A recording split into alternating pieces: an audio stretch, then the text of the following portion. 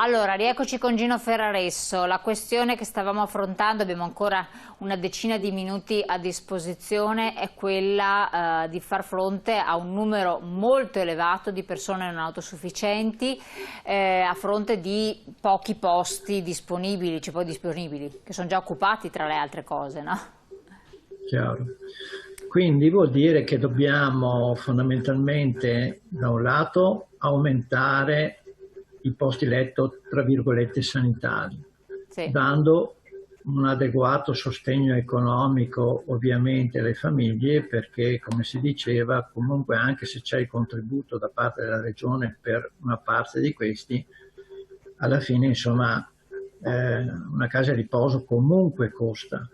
E bisogna potenziare sicuramente quelli che sono i servizi domiciliari, e quindi abbiamo parlato prima del sostegno economico alle badanti, ma anche l'assistenza domiciliare.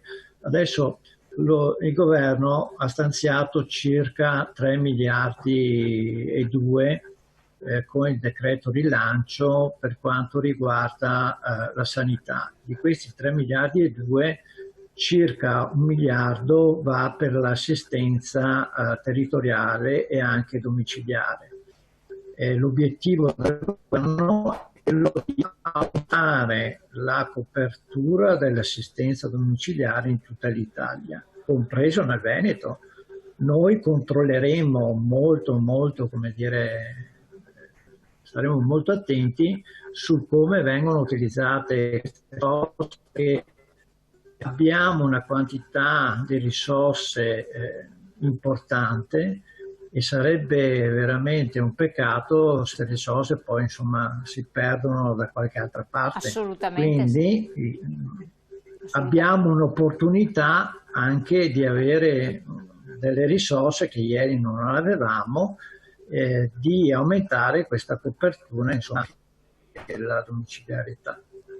Assolutamente, quindi questa diventa un'emergenza rilevante. Per quanto riguarda poi l'immediato invece, perché voi avete fatto più volte istanze a questo riguardo, bisogna che anche nella regione poi si organizzino, al di là delle elezioni a venire, tutta questa riforma delle IPAB, ma sostanzialmente nell'immediato che cosa chiedereste che venga fatto, come diceva la segretaria, proprio per evitare che poi, qualora ci fosse un'altra ondata di pandemia, si verificassero episodi analoghi, perché poi tra l'altro in una struttura, non so se è in Veneto, ma c'è stato o in Italia comunque c'è stato un altro caso, altri casi di contagi, ma la cosa purtroppo è inevitabile se esistono le visite dall'esterno, se esiste personale che ha una vita propria, naturalmente poi va a lavorare all'interno senza le dovute cautele, senza la dovuta preparazione, cioè, lì ci sono pazienti fragili. Sì, allora bisogna che ci mettiamo in pace che il Covid, insomma il segnale anche di questi giorni, di non abbassare la guardia, non è passata la cosa. Questo assolutamente, però a livello di prevenzione e di intervento, che cosa pensate che sia bene fare o sollecitare che venga fatto?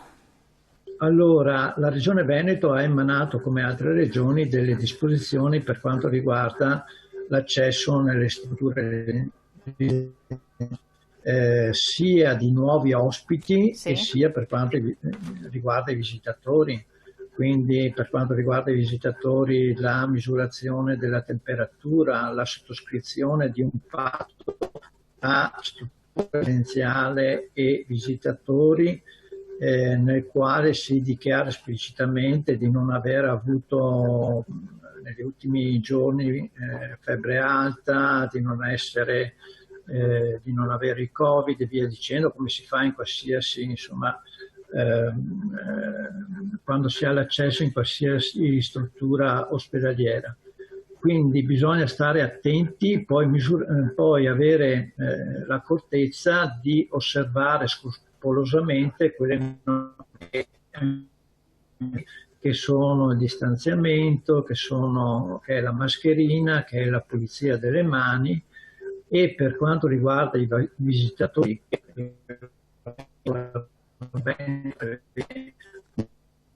attimo, solo che l'ho tra i persa, 30. aspetti un secondo, poi proviamo a ripetere. Quindi c'è la questione, vabbè, dell'igiene, il distanziamento, eccetera, la questione dei visitatori. I visitatori sono i parenti che entrano, cioè che hanno bisogno di vedere i propri cari e viceversa nelle strutture. Esigenza legittima e tutto, c'è il problema che purtroppo sono vettori di patologia, eventualmente. Esatto, quindi bisogna stare molto attenti. Le precauzioni sono queste che ho detto prima, che sono quelle che conosciamo.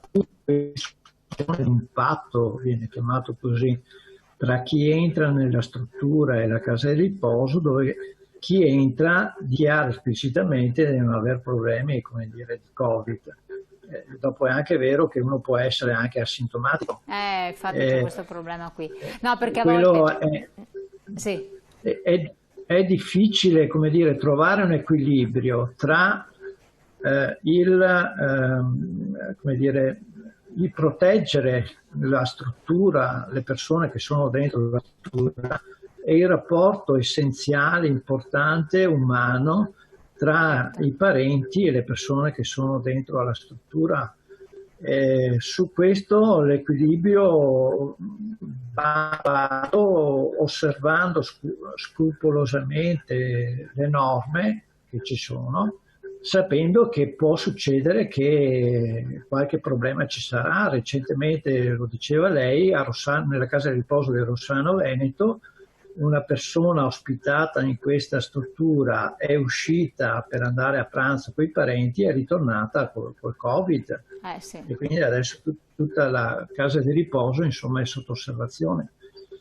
E bisogna continuare poi a fare quell'operazione che la Regione Veneto sta facendo, a dire la verità, che è quella di continuare a fare tamponi, insomma, a nastro, perché questo è, fin tanto che non c'è un vaccino, bisogna insomma, controllare in maniera attenta le persone in caso di assembramento. Assolutamente.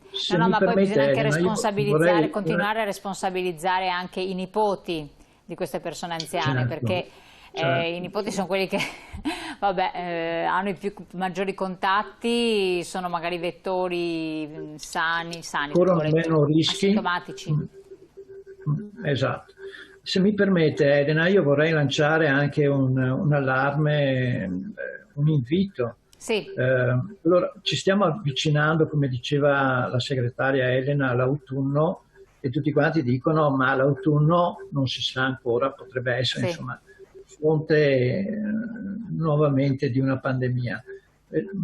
Bisogna, invitiamo calorosamente tutti gli anziani a vaccinarsi per quanto l'influenza. Quindi il governo ha predisposto che anche gli ultra sessantenni, prima erano i 65enni, abbiano questa possibilità di vaccinarsi gratuitamente.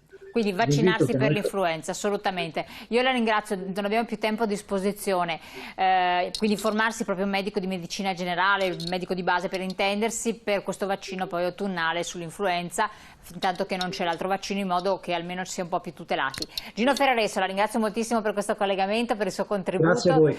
Sempre molto importante. Voi, per avere informazioni per tutto quanto riguarda le pensioni, la situazione degli anziani, la 14ª, attenzione che deve arrivare, avete le sedi dello SPCGL sempre a disposizione, sedi territoriali, telefonate, prendete un appuntamento, andate a farvi dare una controllatina anche alla pensione. Grazie e buon proseguimento, alla prossima.